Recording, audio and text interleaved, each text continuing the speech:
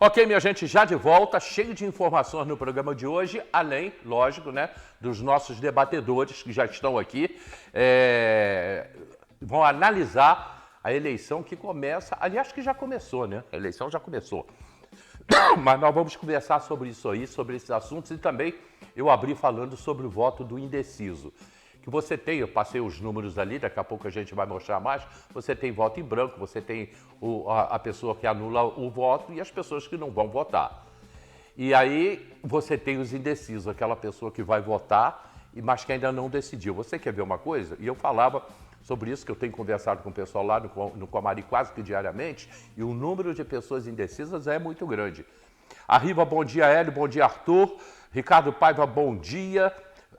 Muita gente escolhe na hora, com os olhos fechados, e eles colocam na mesa todos os panfletos, e o que pegar, pegou.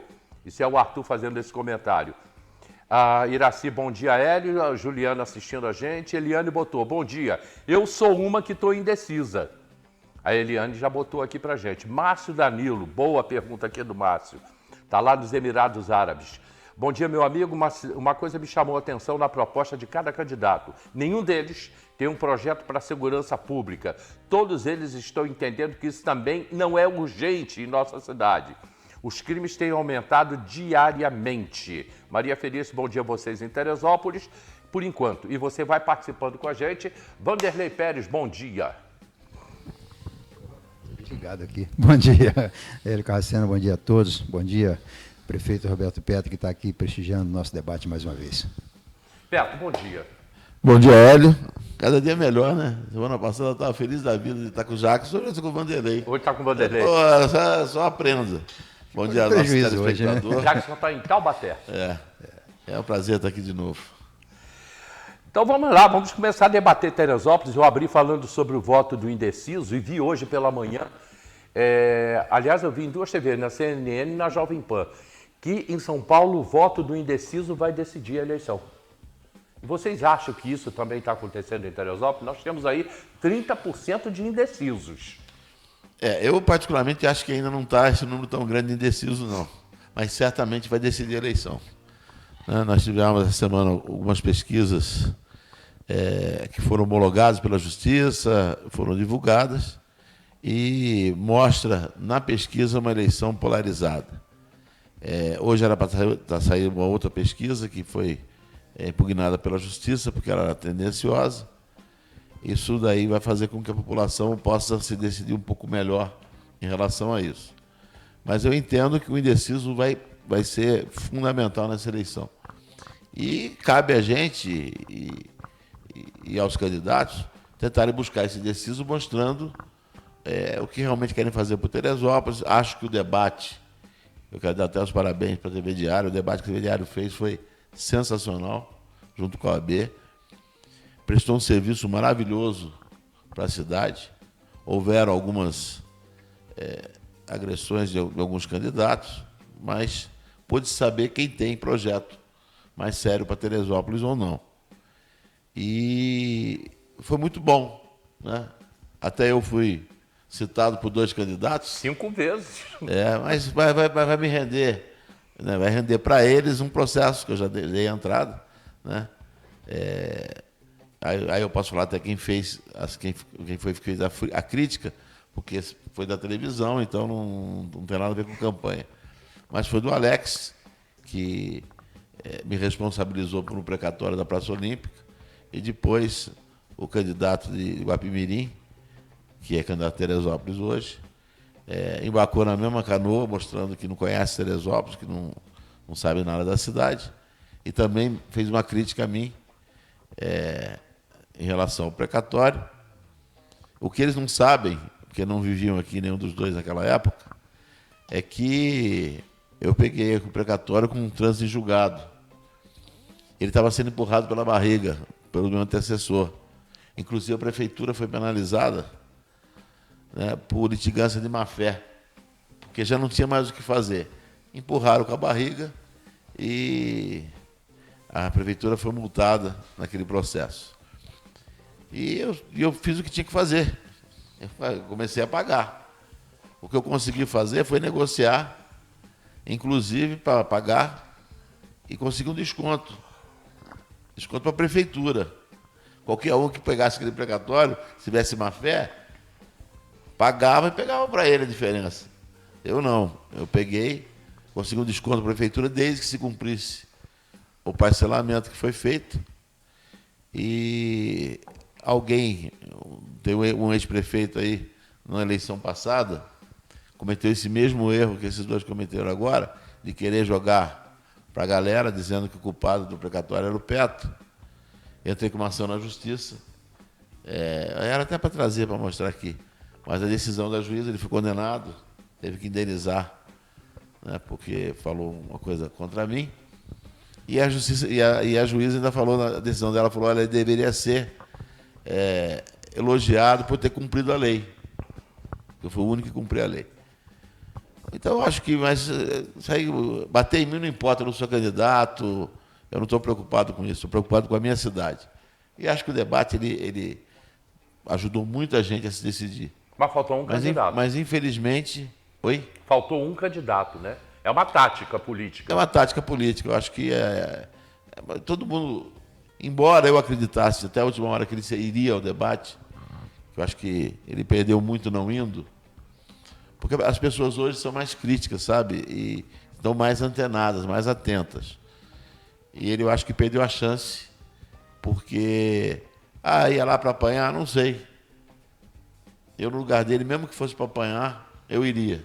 Eu acho que vocês iam respeitá-lo, né, de alguma forma. As críticas são administrativas, e aí tem várias.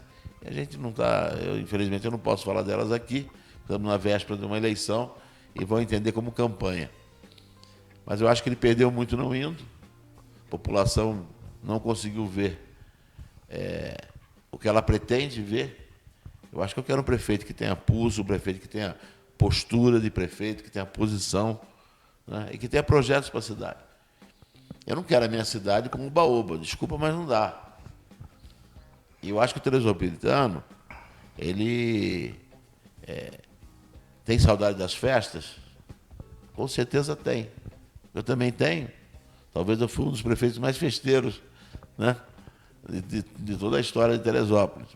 Eu fazia todo evento, tinha uma festa grande na cidade. A festa do produtor rural na minha época ela bombava. Não só na minha época, mas com certeza eu fazia muita coisa. E tenho saudade disso, Hélio. Mas eu acho que o povo está entendendo que hoje pode ter e vai ter de novo, mas eles têm assuntos muito mais sérios. Exatamente. E mais importantes, né?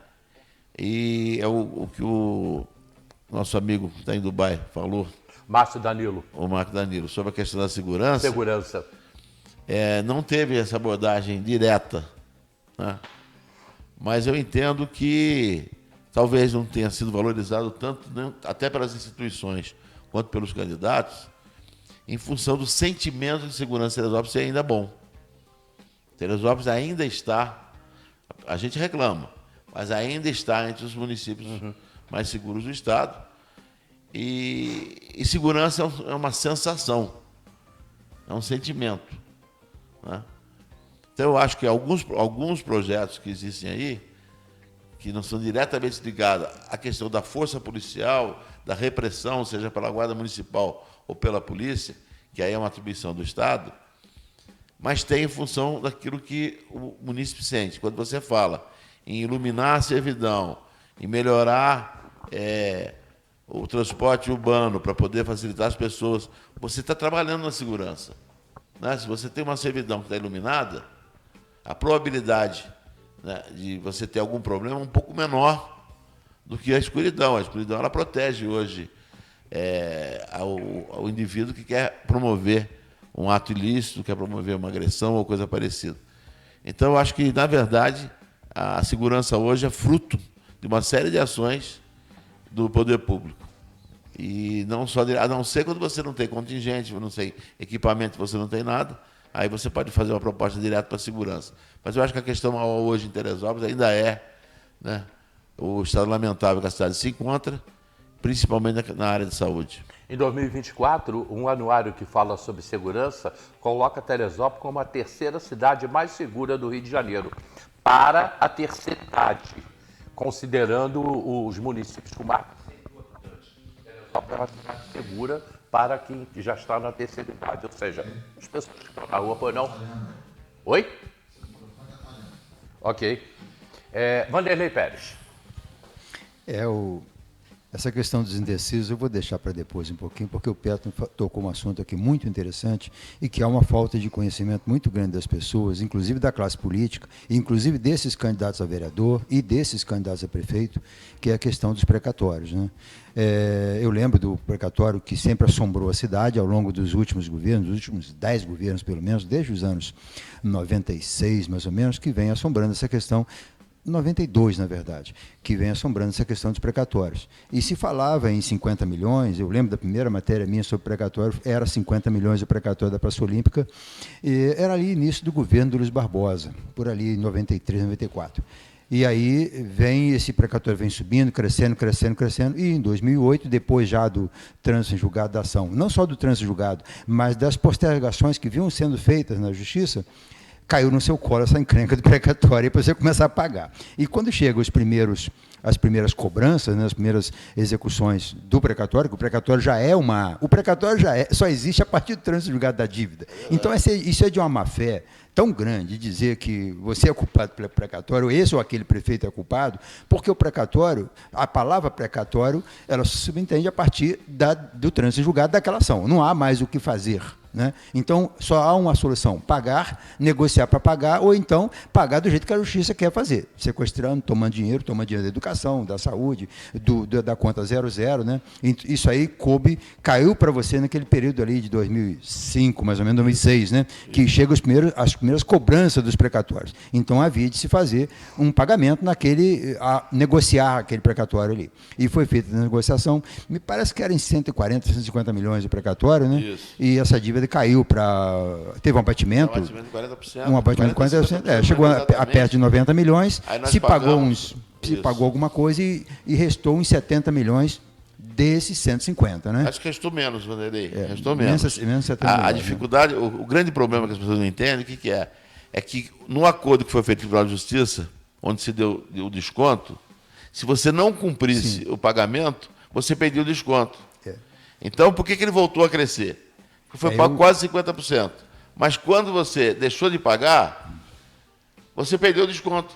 Então, se era 140 milhões e caiu para 70 ou 90, né? Você pagou 40, faltava 50. Deixou de pagar, aumentou mais, aí voltou para mais de 100, em função, né, de não ter sido cumprido.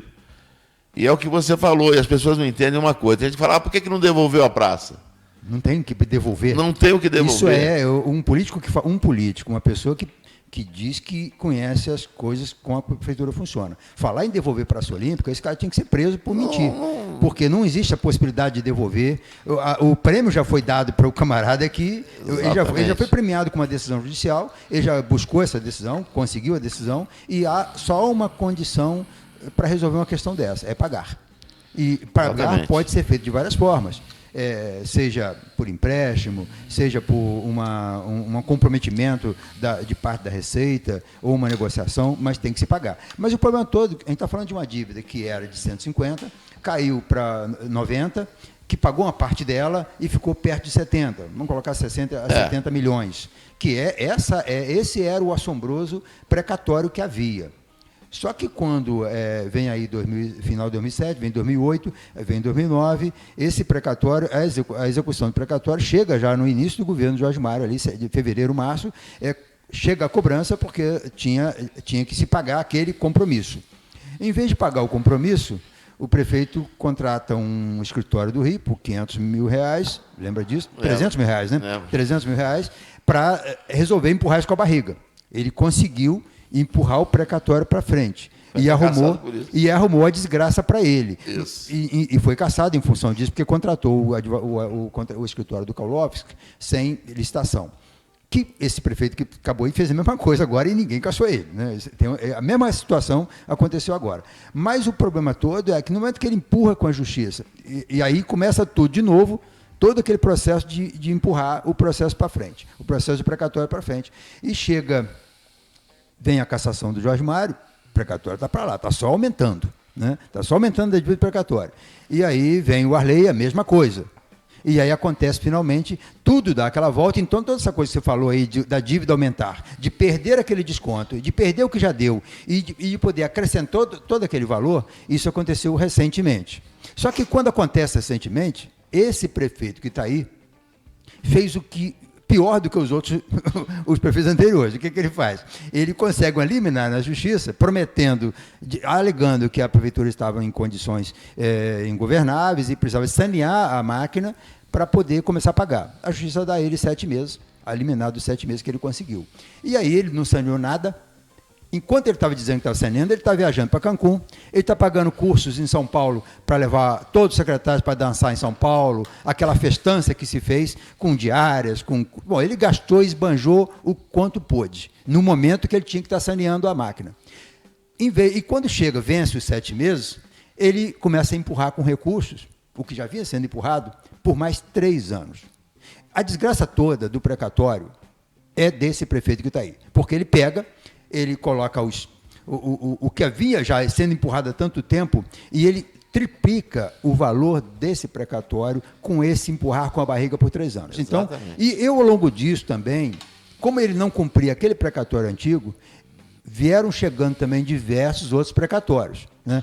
Várias outras ações que a prefeitura não negociou para cumprir, para resolver, entrou do bolo precatório. Então, além do precatório da Praça Olímpica, nós temos hoje um outro volume parecido com esse da Praça Olímpica, já grande, não é aquele pequenininho de 70 milhões não, que estava na fila e agora fez um volume muito grande, o que torna a prefeitura inviável de se governar sem uma grande estratégia para se pagar essa dívida. Então, hoje a dívida do precatório se fala em 300 milhões, 400 milhões, mas pode ser mais que isso, porque ela está muito obscura também. A própria Praça Olímpica, ela, por não ter pago e por não ter cumprido o contrato, o que foi acordado, existe um outro precatório andando, uma outra execução andando, para se aumentar ainda mais essa execução. É verdade. Né?